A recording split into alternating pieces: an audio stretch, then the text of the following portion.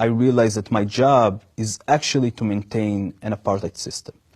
Very early on, I understood that the rights that the Jewish settlers have are not the rights that the Palestinians have. I understood that I cannot touch a Jewish settler if he is attacking a Palestinian. The best I can do is call a local police department to come handle it, like I would do at home in Jerusalem. So these Jewish settlers that live in Hebron are living under the same rights that I live in Jerusalem, but the Palestinian next to them, next house over, next building over, sometimes next apartment over, lives under my rule, my military rule.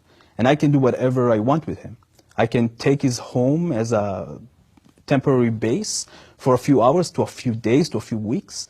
I can decide that I'm arresting the people of the house and tying them up to the fence of my base.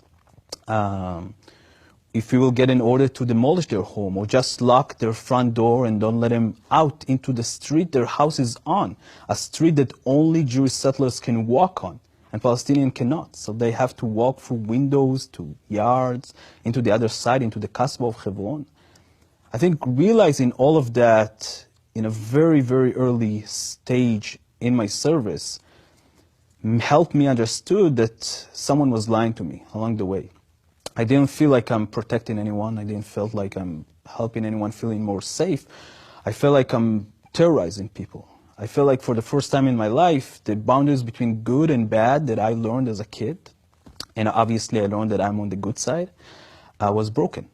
I felt like I am the terrorist. And my job was literally to scare people so they cannot think about acting against the Israeli settlers or the Israeli military. That was actually our defined mission, to make sure that to instill fear in the hearts of Palestinians in Hebron. And that's exactly what we did.